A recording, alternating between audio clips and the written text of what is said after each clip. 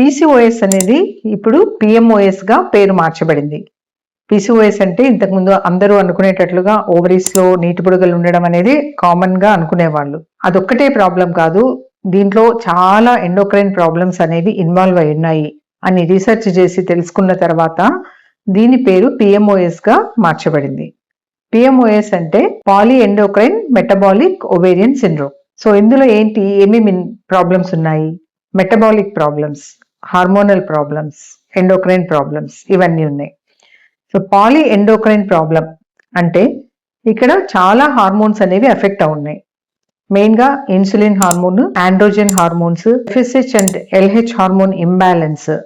So ఇవన్నీ కూడా చాలా ఆల్టర్ అయిపోయి బాడీలో మెటబాలిజం ని మొత్తము చేంజ్ చేస్తున్నాయి. Next metabolic problems. మెటబాలిక్ లో బాడీలో మెటబాలిజం అనేది అఫెక్ట్ అయ్యి వెయిట్ గెయిన్ కావడము, ఫ్యాటీ లివర్ రావడము, కొలెస్ట్రాల్ పెరగడము, లాంగ్ టర్మ్ హెల్త్ అనేది అఫెక్ట్ అవ్వడము జరుగుతుంది. Next ovarian syndrome.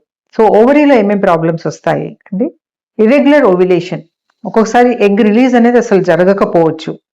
దీంతో పాటుగా irregular periods, acne, unwanted hair on face, ఎక్కువగా హెయిర్ లాస్ ఉండడము, సో ఇవన్నీ కూడా ఇంక్లూడ్ అవుతాయి. ఇవన్నిటిని కలిపి మనము పిఎంఓఎస్ అంటున్నాము. అలాగే కన్సీవ్ అవ్వడానికి కూడా కొంచెం కష్టంగా ఉంటుంది, ఎందుకంటే ఓవ్యులేషన్ అనేది సరిగా జరగదు కాబట్టి. అసలు ఈ పిఎంఓఎస్ రావడానికి రీజన్స్ ఏంటి?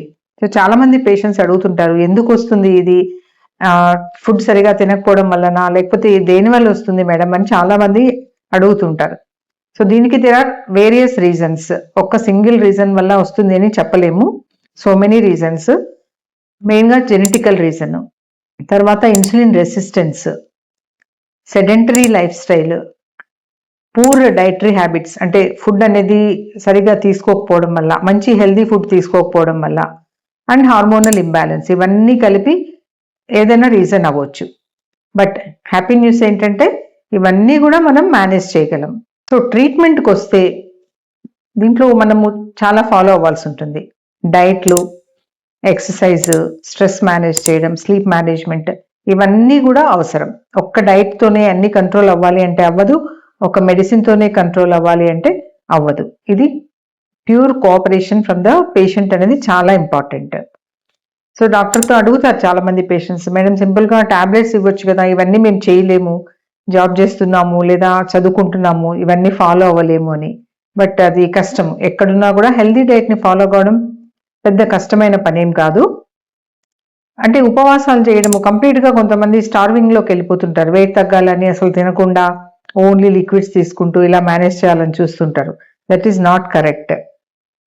అలాగే కార్బోహైడ్రేట్స్ అనేవి కంప్లీట్గా స్టాప్ చేసేసి ఓన్లీ వేరే డైట్ మాత్రమే తీసుకోవచ్చా అని కూడా అడుగుతుంటారు.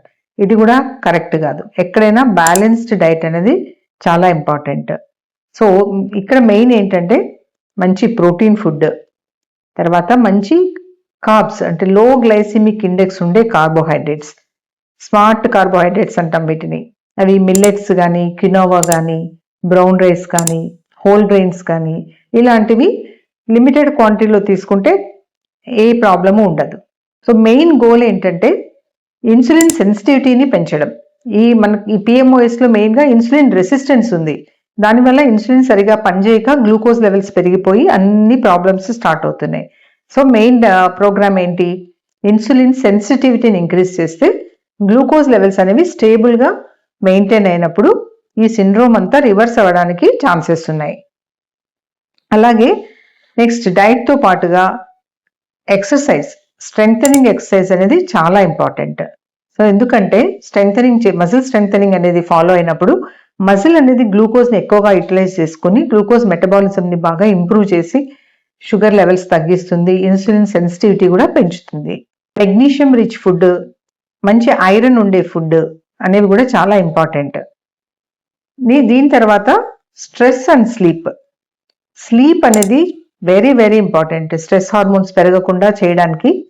So sleep hours, sleep timings అనేవి చాలా important. Daily 7 to 8 hours of sleep and early to bed is very important.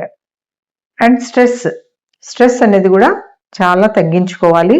Job stress కానీ ఏదైనా ఏ మ్యాటర్ ఉన్నా కూడా స్ట్రెస్ అనేది తగ్గించుకోవాలి. దానికోసం ట్రైన్ కూడా తీసుకోవచ్చు. మనం చేసుకోలేకపోతే, స్ట్రెస్ కంట్రోల్ చేసుకోలేకపోతే కౌన్సిలింగ్ లాంటివి కూడా తీసుకోవచ్చు. మా హాస్పిటల్లో ఈ ప్రాబ్లమ్స్‌లన్నీ డీల్ చేయడానికి టీమ్ ఆఫ్ ఎక్స్పర్ట్స్ ఒక ప్రోగ్రామ్‌ని డిజైన్ చేశాం. Especially for PMOS patients. So ఇందులో doctor, nutritionist and 1 fitness trainer వీళ్ళందరూ కలిసి పర్సనలైజ్డ్ ట్రీట్మెంట్ అనేది వాళ్ళకు ఫిక్స్ చేస్తారు పేషెంట్ వచ్చిన తర్వాత. సో వాళ్ళతో డైలీ ఫాలో అప్ ఉంటుంది. డైలీ గోల్స్ వాళ్ళకి ఇస్తాము. డైలీ అకౌంటబిలిటీ ఉంటుంది వాళ్ళకు. సో వాళ్ళకి తెలుస్తుందన్నమాట మనం ఎలాంటి డైట్ తీసుకుంటున్నామో అప్పటికి ఇప్పటికి ఎలాంటి డిఫరెన్సెస్ ఉన్నాయి అనేది వాళ్ళు అబ్జర్వ్ చేయగలుగుతున్నారు. సో మెయిన్గా గోల్ అనేది టెంపరరీ వెయిట్ లాస్ అనేది కాదు, లాంగ్ టర్మ్గా మన వెయిట్ని, హెల్త్ని మెయింటైన్ చేయడం అనేది చాలా ఇంపార్టెంట్. సో దీనికి ఎక్స్పర్ట్ గైడెన్స్ అనేది మీకు చాలా అవసరం. ఓన్గా ట్రీట్మెంట్స్ తీసుకోవడము, యూట్యూబ్ ఛానల్స్ అక్కడ చూసేసి ఫాలో అవ్వడము is not correct. So PMOS ఉంది అని తెలిసినప్పుడు భయపడాల్సిన అవసరం లేదు. రైట్ గైడెన్స్లో రైట్ ట్రీట్మెంట్ తీసుకుంటే తప్పకుండా దీన్ని మేనేజ్ చేయగలం.